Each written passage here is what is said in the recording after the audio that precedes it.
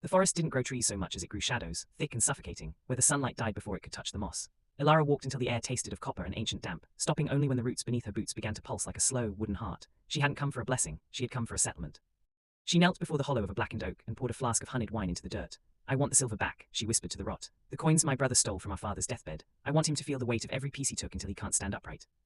The ground didn't tremble, but the silence sharpened. From the hollow crawled a creature made of birch bark and wet earth, its eyes two dull embers of peat. It didn't speak with a voice, but with the sound of snapping twigs. A debt of weight, the spirit hummed in her mind. You shall have your justice, daughter of the plough. But the forest does not create, it only redistributes. To make him heavy, someone must become light.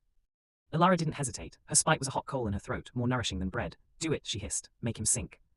She returned to the village by dawn, watching from the shadows of the well as her brother Kale stepped out of his house. He stumbled, his knees buckling as if his pockets were filled with lead. He tried to cry out, but his breath came in ragged gasps, his body dragging against the earth as if the very gravity of the world had singled him out for punishment. Ilara felt a surge of jagged triumph, until she tried to step forward to gloat.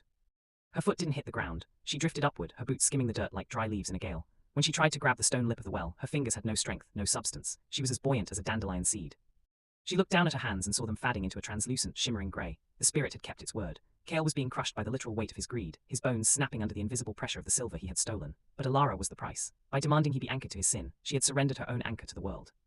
As the villagers ran to help her brother, their hands passed right through her. She was a scream without a sound, a memory without a face. She watched, drifting higher and higher toward the canopy of the dark forest, as Kale was buried alive by nothing at all, while she was condemned to wander the sky, unburdened, unremembered, and utterly hollow.